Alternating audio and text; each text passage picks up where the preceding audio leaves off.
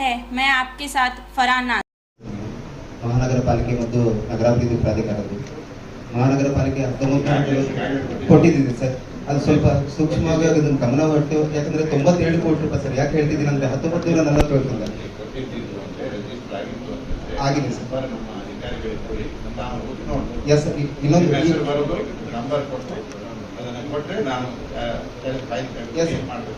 ಸರಿ ಸರ್, ಇದೇ ರಸ್ತೆ ಬಗ್ಗೆ ಒಂದು ಹೇಳ್ತಿದ್ದೀನಿ ಸರ್. ಏನಂದ್ರೆ ಈಗ ರಸ್ತೆಗಳ ನಿರ್ಮಾಣ ಆಗ್ತಿದೆ, ಸಿಸಿ ರೋಡ್. ಅದು ಮುಖ್ಯ ರಸ್ತೆಯಲ್ಲಿ ಏನ್ ಮಾಡ್ತಾರೆ ಅಂದ್ರೆ ಮಿಕ್ಸರ್ ಇರ್ತಾರಲ್ಲ ಸರ್, ಅದು ಕಾಂಕ್ರೀಟ್ ಮಿಕ್ಸರ್ ಹೊರಗಡೆ ಬಂದು ಎಲ್ಲ ಕಲ್ಲು ಜಲ್ಲಿ ಎಲ್ಲ ಬೆಳೆದಿರ್ತದೆ ಸರ್. ಅದು ಆ ಜಲ್ಲಿ ಬಿದ್ದು ಏನಾಗ್ತದೆ ಸರ್, ಗಾಡಿ ಹೋದ್ರೆ ಪಡೆದು ಯಾರಿಗಾದ್ರೂ ತೊಂದರೆ ಆಗುತ್ತೆ ಸರ್. 4 ರೋಡ್ ಮಾಡುವಾಗ ನೀವು ಮುಖ್ಯವಾದ ರಸ್ತೆಗಳನ್ನ ನೀವು ಹಾಳು ಮಾಡ್ತಿದ್ದಾರೆ ಸರ್ ಇವರು ಯಾರು ಮಹಾನಗರ ಪಾಲಿಕೆ. ಇದರ ವಿರುದ್ಧ ಸೂಕ್ತ ಕ್ರಮವನ್ನ ತಾವು ಜರುಗಿಸಲೇಬೇಕಾಗಿ ತಮ್ಮಲ್ಲಿ ವಿನಂತಿಯನ್ನು ಮಾಡ್ತಿದ್ದೀವಿ ಸರ್. ದಯವಿಟ್ಟು ಸರ್ ಇನ್ನೊಂದು ಈ ವಾಟರ್ ಬೋರ್ಡ್ ಸರ್ ಕಂಪೌಂಡ್ ಗೋಡಿಗೆ ಅಂತ ಹೇಳಿ ಖರ್ಚು ಹಾಕ್ಯಾರ ಸರ್ ವಿತೌಟ್ ಟೆಂಡರ್.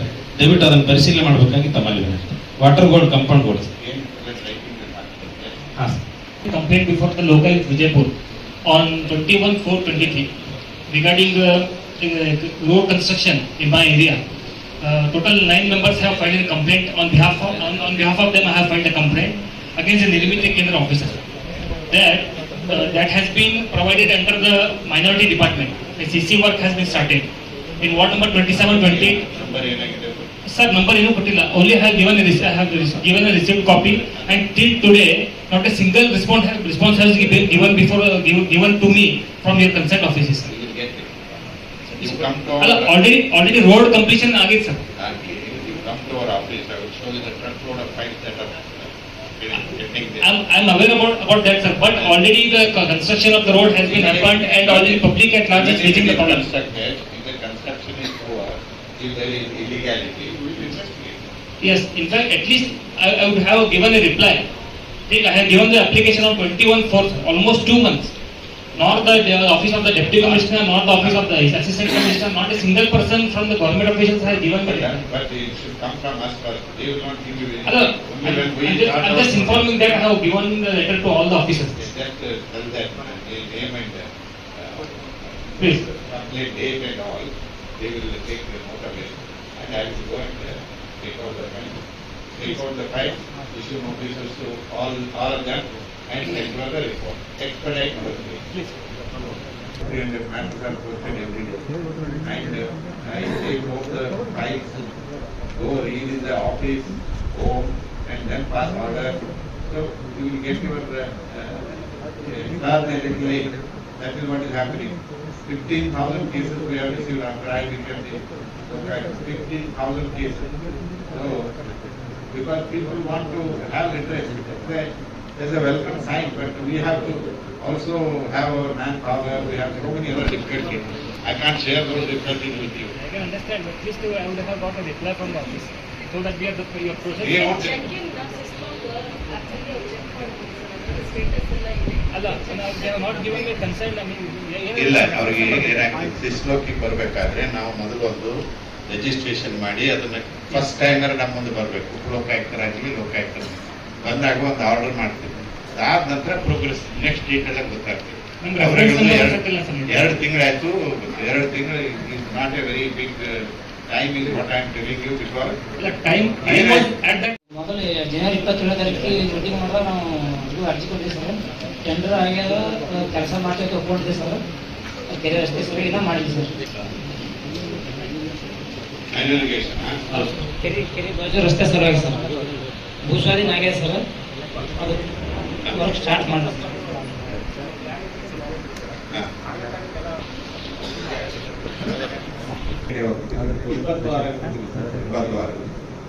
ಅದ್ರೊಳಗೆ ರಿಪೋರ್ಟ್ ಹಾಕಿ ಏನ್ ಪ್ರೋಗ್ರೆಸ್ ಮಾಡಿದ್ರೆ report hockey show the progress.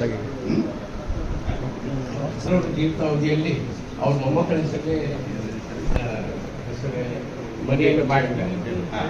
ಆದರೆ ನಂತರ ಅವರಿಗೆ ಸಿಟಿ ಸರ್ವೆ ಆಫೀಸರ್ ಉಪಕಾರ ಎಲ್ಲ ಕೊಟ್ಟರು.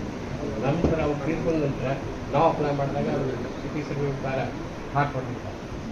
ಏನಾಗಿದೆ? ಉಪಕಾರಕ್ಕೆ ಹಾಕ್ಕೊಟ್ಟು ಯಾರದಾರ ಇಲ್ಲಿ ಸಿಟಿನಾ? ಇಲ್ಲಿ ಬಿಜಾಪುರ ಸಿಟಿ ಅಲ್ಲ?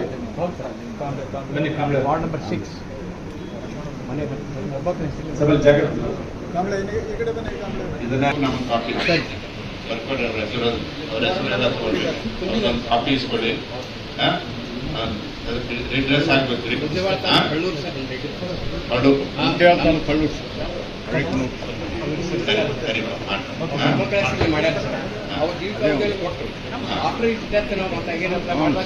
ಕೊಟ್ಟದ್ದು ಅದ್ರ ಮೇಲೆ ಹಾಕೊಡ್ದು ಇಶ್ಯೂ ಮಾಡಿ ಪರಿಶೀಲನೆ ಮಾಡ್ತೀನಿ ಆಯ್ತು ಮಾಡ್ತೀನಿ ನಮ್ಮ ಫಾದರ್ ಹಾಂ ಸರ್ ಇದು ಪರಿಶೀಲನೆ ಮಾಡಿ ಮಾಡಿಕೊಡ್ತೀವಿ ಗುರುದಕ್ಷಿಣೆ ಇಶ್ಯೂ ಮಾಡಿ ಒಂದು ಅರ್ಜಿ ಕೊಡಕ್ಕೆ ಬಂದಿದೆ ಸರ್ ಅಂತ ಗಾಂಧಿ ಚೌಕ್ ಸಿಪಿಐ ಸಲ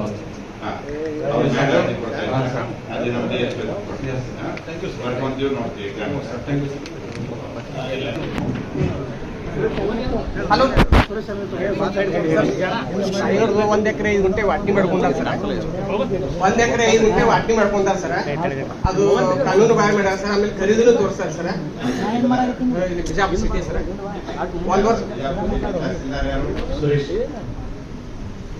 1 ವರ್ಷ ಆಯ್ತು ಸರ್ ಕೊಟ್ಟವ್ರು. ಇಲ್ಲಿ ತನಕ ಯಾವುದು ನಕಲಿ ಮಾಡ್ಯಾರ ಸರ್. ನಕಲಿ ಸರ್ ಯಾವ ಸಿಟಿ ಸರ್. ಕಸ್ಬಾನ ಮಾಲ್ ಬಗಾಯ್ತು ಏನಾಗಿದೆ ವಾಟ್ನಿ ಮಾಡ್ಕೊಂಡಾರ ಸರ್. ಕಾನೂನು ಬಾಯ್ ಹಾಂ MR ಆದ್ರೆ ಸರ್ AC ಅವ್ರಿಗೆ ಅಪೀಲ್ ಮಾಡಿದ್ರು. AC ಅವ್ರಿಗೆ ಅಪೀಲ್ ಮಾಡಿಲ್ಲ ಇಲ್ಲ ಸರ್, ಇನ್ನೂ ಮಾಡಿಲ್ಲ. ಅಲ್ಲ ಮಾಡಿ ನನಗೆ ಬೇಕಾಗಿ ನಾನು ಹೇಳ್ತೀನಿ ಸರ್. ಒಂದು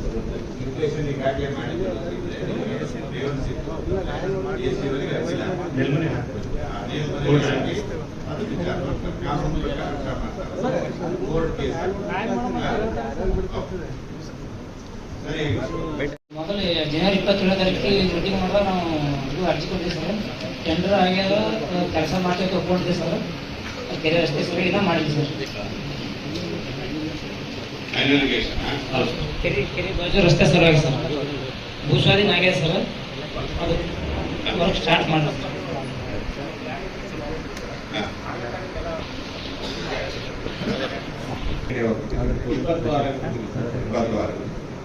ಅದ್ರೊಳಗೆ ರಿಪೋರ್ಟ್ ಹಾಕಿ, ಏನ್ ಪ್ರೋಗ್ರೆಸ್ ಮಾಡಿದ್ರೆ report hockey, show the progress. ಜೀವಿತಾವಧಿಯಲ್ಲಿ ಅವ್ರ ಮೊಮ್ಮಕ್ಕಳ ಹೆಸರಿಗೆ ಮನೆಯನ್ನು ಮಾಡಿದ್ದಾರೆ. ಆದ್ರೆ ನಂತರ ಅದರ ಅವರಿಗೆ ಸಿಟಿ ಸರ್ವೆ ಆಫೀಸರ್ ಉಪಕಾರಗಳು ಎಲ್ಲ ಕೊಟ್ಟರು. ನಂತರ ಅವ್ರು ತೀರ್ಕೊಂಡ ನಂತರ ನಾವು ಅಪ್ಲೈ ಮಾಡಿದಾಗ ಅವರು ಸಿಟಿ ಸರ್ವೆ ಉಪಕಾರ ಹಾಕ್ಕೊಟ್ಟಿರ್ತಾರೆ. ಏನಾಗಿದೆ? ಉಪಕಾರಕ್ಕೆ ಹಾಕ್ಕೊಟ್ಟು ಯಾರದಾರ ಇಲ್ಲಿ ಸಿಟಿನ ಇಲ್ಲಿ ಬಿಜಾಪುರ ಸಿಟಿ ಅಲ್ಲ ಬನ್ನಿ ಕಾಂಬ್ಳೆ ವಾರ್ಡ್ ನಂಬರ್ 6 ಮನೆ ಸಬಲ್ ಜಾಗ್ರತೆ ಇದನ್ನ ನಮ್ಮ ಕಾಪಿ ಬರ್ಕೊಡಿ, ಅವ್ರ ಹೆಸರೆಲ್ಲ ತಗೊಳ್ಬೇಕು, ಅವ್ರದ್ದೊಂದು ಕಾಪಿ ಇಸ್ಕೊಡಿ. ರಿಡ್ರೆಸ್ ಆಗ್ಬೇಕು ರೀ.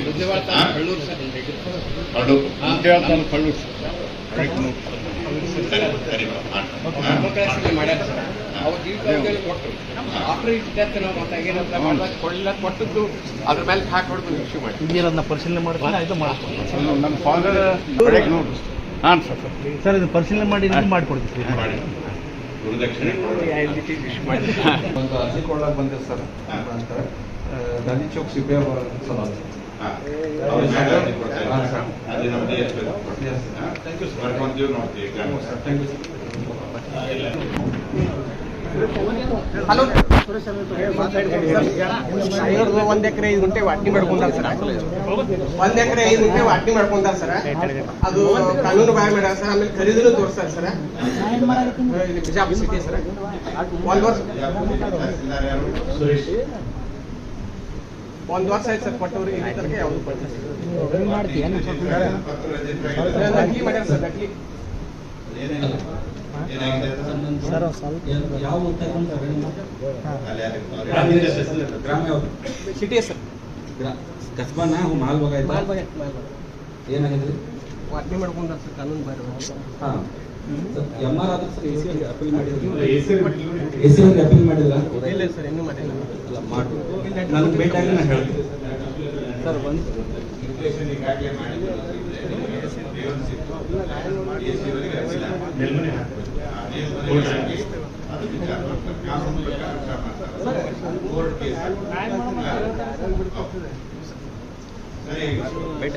ಟ್ಯಾಂಕ್ ಲೇಕ್ಸ್ ಇರ್ಬೋದು, ಓಪನ್ ಡೆಫಿಕೇಶನ್ ಇರ್ಬೋದು, ಅಫಾರೆಸ್ಟೇಷನ್ ಇರ್ಬೋದು, ರೋಡ್ಸ್ ಇರ್ಬೋದು,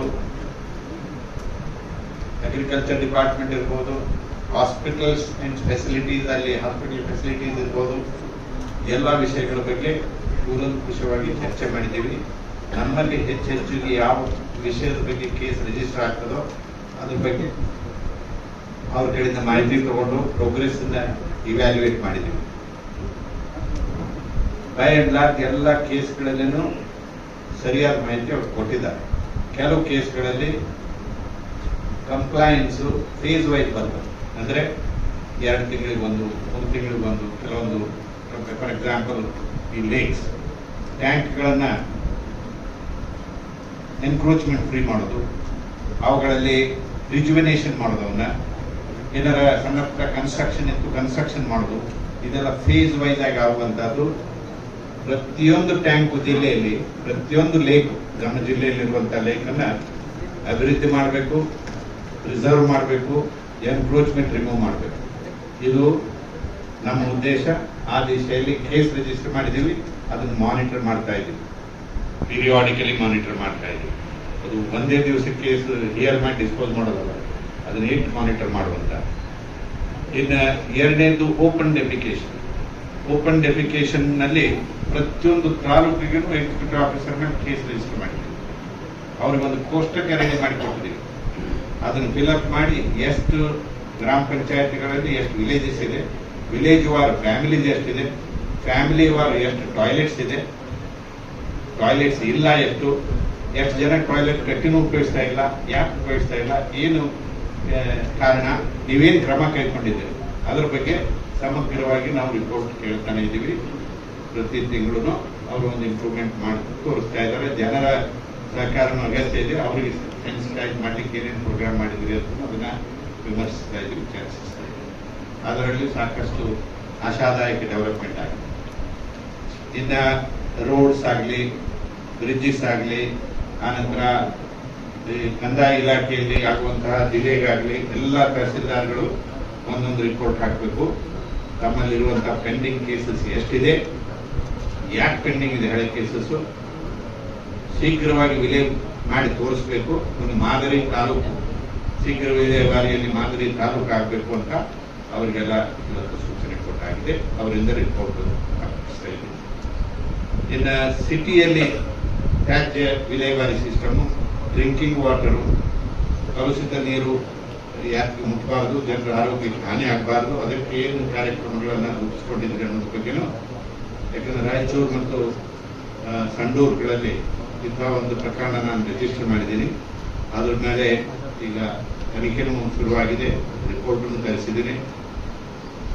so all departmental concern department heads and concern officers in the local level ಅವ್ರನ್ನೆಲ್ಲ ಪಾರ್ಟಿ ಮಾಡಿ ಎನ್ಕ್ವೈರಿ ಶುರುವಾಗಿದೆ, ಇನ್ವೆಸ್ಟಿಗೇಷನ್ ಶುರುವಾಗಿದೆ.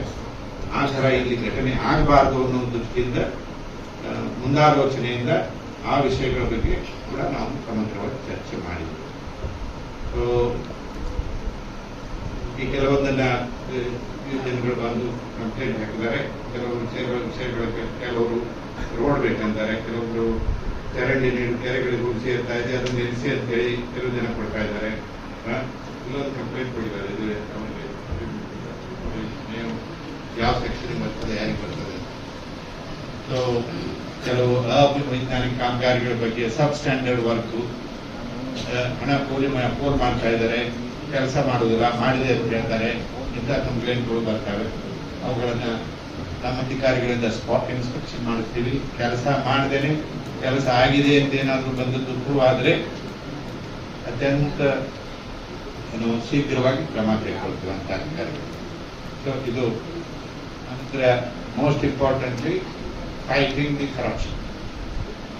ಎಲ್ಲಿ ಕರಪ್ಟ್ ಪ್ರಾಕ್ಟೀಸ್ ಇದೆಯೋ, ಯಾಕೆಂದ್ರೆ ಪ್ರತಿದಿನ ನೀವು ನೋಡ್ತಾ ಇರುವಂಗೆ ಬೆಸ್ಕಾಮ್ ಇರಲಿ, ಅಲ್ಲಿ ಬೆಸ್ಕಾಮ್, ಇಲ್ಲಿ ಎಂತ ಕಾಮು ಬೆಸ್ಕಾಮ್, ಆನಂತರ ರೆವಿನ್ಯೂನೇ ಇರಲಿ, ಯಾವುದೇ ಡಿಪಾರ್ಟ್ಮೆಂಟ್ ಇರಲಿ, PDOಗಳೇ ಇರಲಿ, ಅವ್ರನ್ನೆಲ್ಲ ಟ್ರ್ಯಾಪ್ ಆಗ್ತಾ ಇದ್ದಾರೆ. ಮೇಲಾಧಿಕಾರಿಗಳು ಹಲವಾರು ಜನರ ಮೇಲೆ ರೇಡ್ ಆಗ್ತಾ ಇದ್ದಾರೆ, ಅವ್ರ ಮೇಲೆ ಕೇಸ್ ರಿಜಿಸ್ಟರ್ ಆಗ್ತಿದೆ. ಸೊ ಎಲ್ಲ ರೀತಿಯಿಂದ ಒಂದು ಹುಡುಕು ಹೊರಗೆ ಬರ್ತಾ ಇದೆ. ಸೊ ಎಲ್ಲ ಪ್ರಯತ್ನಗಳನ್ನ ನಾವು ಕಾಂಪ್ರಿಹೆನ್ಸಿವ್ ಆಗಿ ಮಾಡ್ತಾ ಇದ್ದೀವಿ. ಜನರ ಸಹಕಾರಕ್ಕಾಗಿ ಸರ್ಕಾರ ಬರುತ್ತೆ ಅನ್ನುವಂಥ ವಿಶ್ವಾಸ ಇದೆ. ಅದಕ್ಕಾಗಿನೇ ನಾನು ಬಂದ ನಂತರ 15,000 ಕಂಪ್ಲೇಂಟ್ಸ್ ಬಂದಿದೆ. ಈಗ 15,000 ಕಂಪ್ಲೇಂಟ್ಸ್ ಅನ್ನು ಅದನ್ನ ಅನಲೈಸ್ ಮಾಡಿ, ನೋಟ್ಸ್ ರೆಡಿ ಮಾಡಿ, ಆರ್ಡರ್ ಶೀಟ್ ರೆಡಿ ಮಾಡಿ, ಆರ್ಡರ್ ಮಾಡಿ, ಅವುಗಳನ್ನ ಅದರಲ್ಲಿ ರಿಪೋರ್ಟ್ಸ್ ತರಿಸ್ಕೊಂಡು ಇನ್ವೆಸ್ಟಿಗೇಷನ್ ಶುರು ಮಾಡಿ ಮಾಡಬೇಕಾದಂತಹದ್ದು ಗುರುತರವಾದಂತಹ ಜವಾಬ್ದಾರಿ ಇದೆ. ಅದನ್ನ ಬಹಳಷ್ಟು ವಾರ್ ರೂಟಿಂಗ್ ನಲ್ಲಿ ಮಾಡ್ತಾ ಇದ್ದೀವಿ. ಜನರ ಸಮಸ್ಯೆಗಳಿಗೆ ಸ್ಪಂದಿಸ್ತಾ ಇದ್ದೀವಿ. ಸಮಾಧಾನಕರವಾದ ರಿಸಲ್ಟ್ ಬರ್ತಾ ಇದೆ. ಇಷ್ಟು ಹೇಳಿಕ್ಕೆ ಬಯಸ್ತಾ ಇದ್ದೀನಿ. ಸ್ವಯಂ ಪ್ರೇರಿತ ದೂರುಗಳು ಎಷ್ಟು ಸರ್ ದಾಖಲಾಗಿದೆ? ಸ್ವಯಂ ಪ್ರೇರಿತ ದೂರುಗಳು ನೂರಾರು ದಾಖಲಾಗಿದೆ. ನಿಮ್ಗೆ ಹೆಚ್ಚಿನ ಮಾಹಿತಿ ಬೇಕು ಅಂತಂದ್ರೆ ನಮ್ಮ ಇದಕ್ಕೆ ಹೋಗ್ಬೇಕು, ವೆಬ್ಸೈಟ್ ಹೋಗ್ಬೇಕು. ವೆಬ್ಸೈಟ್ ನಲ್ಲಿ ಕರೆಕ್ಟ್ ಆಗಿ ಸಿಗ್ತದೆ. ಈಗ ನಿನ್ನೆ ತಾನೇ 2 ರಿಜಿಸ್ಟರ್ ಮಾಡಿ ಬಂದೆ. ನಿನ್ನೆ ಸಬ್ ರಿಜಿಸ್ಟರ್ ಆಫೀಸ್ ಮೇಲೆ 2 ದಿನದಿಂದ ದಾಳಿ ಮಾಡಿ ಬಿಜಾಪುರ ಸಬ್ ರಿಜಿಸ್ಟರ್ ಆಫೀಸ್ ಇಂಡಿ ಸಬ್ ರಿಜಿಸ್ಟರ್ ಆಫೀಸ್ಗಿಂತ ಆಹ್ವಾನ ಇದೆ. ಆ ತಂತ್ರಾಂಶ ಕೂಡ ಸಾಕಷ್ಟು ಡಿಲೇ ಆಗ್ತಾ ಇದೆ. ಫೈಲ್ಗಳು ಮೂವ್ ಆಗ್ತಾ ಇಲ್ಲ. ಹೊರಗಡೆ ಏಜೆನ್ಸಿಗಳ ಹಾವಳಿ ಹೆಚ್ಚಾಗ್ತಾ ಇದೆ. ಮಾಡ್ತಾ ಇದ್ದೀವಿ. ಅದನ್ನು ಕೂಡ ಸೇಮ್ RTOದಲ್ಲಿ ಇದೆ ಸರ್. RTO ತಾವು ಸರಿ ಭೇಟಿ ಕೊಟ್ಟಿದೆ ಸರ್. ದಾಖಲೆ ಮಾಡಿದಾಗ ಸೊ ಅದು ಸೋಮೋಟೋ ಕೇಸ್ನು ದಾಖಲು ಮಾಡ್ಕೊಂಡಿದ್ದೀವಿ. ಇದ್ರ ಮೇಲೆ ಏನಾದರೂ ಆ್ಯಕ್ಷನ್ ಆಯಿತು ಸರ್? ಮಾಡ್ತಾ ಇದ್ವಿ ಎಲ್ಲ. ಈಗ ನೋಡಿ 11 ಚೆಕ್ ಪೋಸ್ಟ್ಗಳಲ್ಲಿ criminal cases and discipline enquiry 2 register ಆಗಿದ್ದಾರೆ. 2 ನಡೀತಾ ಇದೆ. ಕೇಸಸ್ ಎಲ್ಲಿ ಕಂಡು ಬರ್ತದೋ, ಎಲ್ಲಿ ಸತ್ಯ ಹೊರಗೆ ಬರ್ತದೋ ಅಲ್ಲಿ ಅವರಿಗೆ ಕೋರ್ಟ್ನಲ್ಲಿ ಹೋಗಿ ಕೊನೆಗೆ ಕೋರ್ಟ್ನಲ್ಲಿ ನಾವು ಸಾಕ್ಷಿ ಕೊಡಬೇಕು. ಕೋರ್ಟ್ನಲ್ಲಿ ಶಿಕ್ಷೆ ಆಗ್ಬೇಕು ಅವರಿಗೆ. ಅದು ಟೈಮ್ ತಗೊಳ್ತಾರೆ. ನಾವು ಗವರ್ಮೆಂಟಿಗೆ ಬರೆದು ಹಾಕ್ತೀವಿ ಡಿಸಿಪ್ಲಿನರಿ ಆಕ್ಷನ್ ತಗೊಳ್ಳಿ ಅಂತ. ಗವರ್ಮೆಂಟ್ನವರು ವಾಪಸ್ ನಮಗೆ ಎನ್ಕ್ವೈರಿ ಮಾಡಿ ಹಾಕ್ತಾರೆ. ಎನ್ಕ್ವೈರಿ ಮಾಡ್ತೀವಿ. ಒಬ್ಬರು ಡಿಸ್ಟ್ರಿಕ್ಟ್ ಜಡ್ಜ್ ನೇಮಿಸ್ತೀವಿ. ಅವನು ಸಾಕ್ಷಿ ತಗೊಂಡ್ಬರ್ತಾನೆ. ಅವ್ರ ವಿರುದ್ಧ ಸಾಕ್ಷಿ ಏನಿದೆ ಅದು ಬರ್ತದೆ. ಎಲ್ಲ ಸೇರಿ ಒಂದು ಕೋರ್ಟ್ ಪ್ರೊಸೀಡಿಂಗ್ ಆಗಲ್ಲ. ಯಾಕೆಂದ್ರೆ ಫೇರ್ ಅಪರ್ಚುನಿಟಿ ಕೊಡಬೇಕು.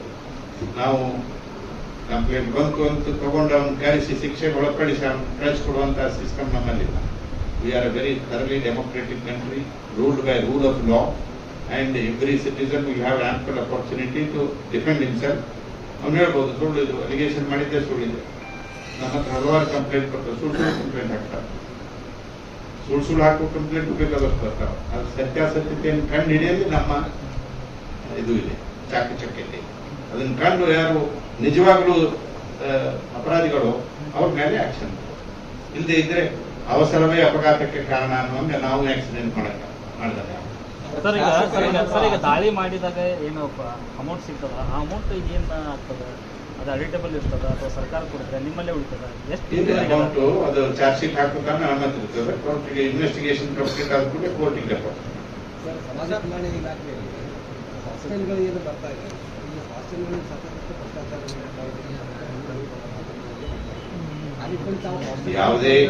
ಯಾವುದೇ ಎಲಿಗೇಷನ್ ಇದ್ದರು ಜನರಲ್ ಆಗಿ ಎಲಿಗೇಷನ್ ಮಾಡಿದ್ರೆ ಯಾವುದನ್ನು ಇನ್ವೆಸ್ಟಿಗೇಷನ್ ಮಾಡಕ್ ಹೋಗುತ್ತೆ.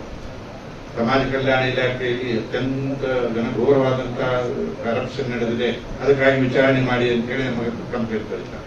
ಅದನ್ನೇನ್ ಮಾಡಬೇಕು? ತೆಗೆದು ಆ ಕಡೆ ಯಾವ ಹಾಸ್ಟೆಲ್, ಯಾವ ಊರು, ಏನು ಅಪರಾಧ, ಏನು ಮಿಸ್ಅಪ್ರಾಪ್ರಿಯೇಷನ್ ಬರೆದು ಹಾಕ್ಬೇಕು ಸರಿಯಾಗಿ. ಸುಮ್ಮನೆ ಬಿಜಾಪುರ ಜಿಲ್ಲೆಯಲ್ಲಿ ಅತ್ಯಂತ ಇದು ನಡೆದಿದೆ ಎಲ್ಲ ಹಾಸ್ಟೆಲ್ಗಳಲ್ಲಿ. ಹಾಗಾಗಿ ಏನು ಇನ್ವೆಸ್ಟಿಗೇಷನ್ ಮಾಡೋಕ್ಕಾಗಿರ್ತದನ್ನ ಇನ್ವೆಸ್ಟಿಗೇಷನ್ ಮಾಡಬೇಕಾದ್ರೆ ಮೊದಲು ನಿಮ್ಮ ಮೂಲಕ ಜನರಿಗೆ ಸಂದೇಶ ಕೊಡ್ತಾ ಇದ್ದೀವಿ.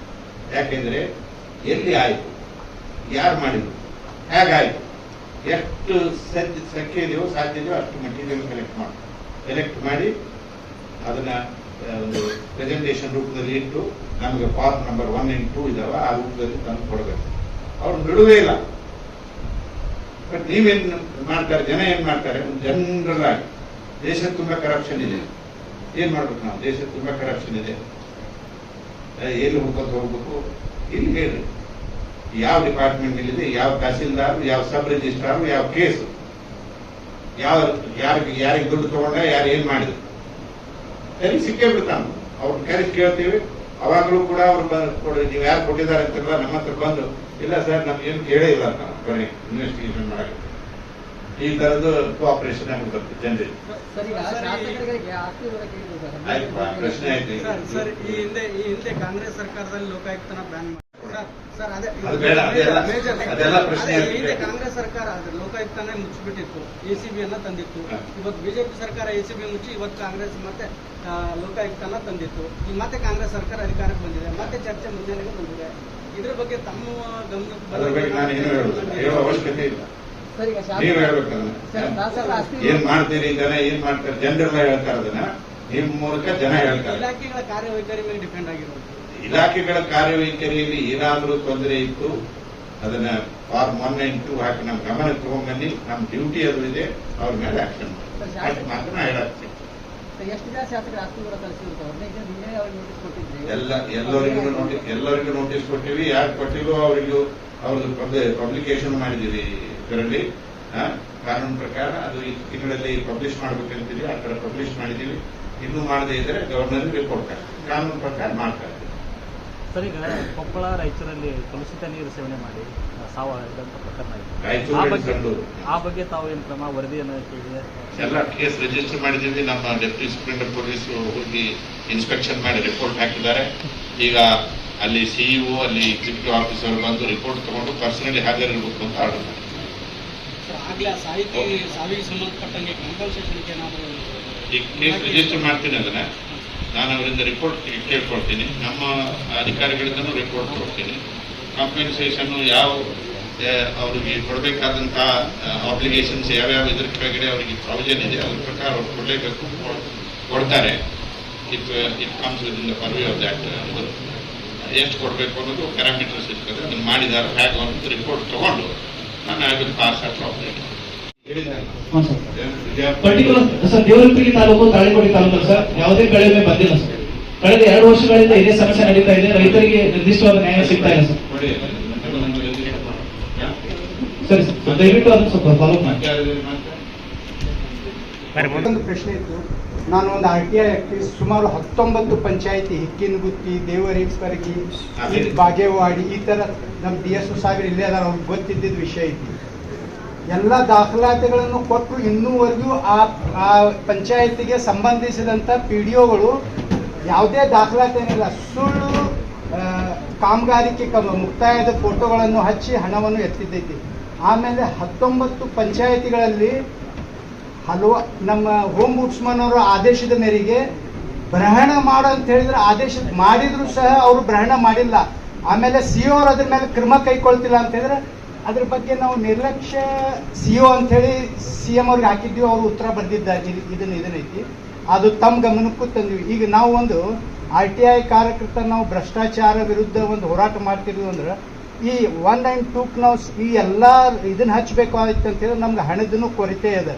ಮತ್ತು ತಾವು 1 and Form 2 ತುಂಬಿ ಕೊಡ್ರಿ ಅಂತ ಹೇಳ್ತೀರಿ. 1,000-2,000 ಪುಟಗಳು ಹಚ್ಚಬೇಕಾಯ್ತು ಅಂತ ಹೇಳಿದ್ರೆ ಹಣ ಎಲ್ಲಿತ್ತಲ್ಲ. ಅದು ಕಾನೂನಿನಲ್ಲಿ ಏನ್ ಮಾಡ್ಬೇಕು ಅದನ್ನೆಲ್ಲ ಮಾಡ್ಬೇಕು. ಆಮೇಲೆ ಇನ್ನೊಂದು, ನಾನು ಅದನ್ನ ಮಾಡಲ್ಲ ಇದನ್ನ ಮಾಡಲ್ಲ ಅಂತ ಹೇಳಿದ್ರೆ ಅದಕ್ಕೆ ಉತ್ತರ ಇಲ್ಲ. ಈಗ ನೀವು 19 ಇದು ಅದೇ ಆಗಿದೆ. ನಮ್ಮ ಹತ್ರ ಯಾವಾಗ ಕೊಟ್ಟಿದ್ರಿ ಕಂಪ್ಲೇಂಟ್, ಯಾವಾಗ ಹಾಕಿದ್ರಿ? ತಮ್ಮಲ್ಲೇ ಕೊಟ್ಟಿಲ್ಲ ನೋಡಿ, ಹೋಮ್ ಬುಡ್ಸ್ಮನ್ ಒಳಗೆ ಈ ಕೊಡಿ, ಕಂಪ್ಲೇಂಟ್ ಕೊಟ್ಟು ಮಾತಾಡಿ, ಹಾಗೆ ಮಾತಾಡ್ಬೇಕು. ಸರಿ.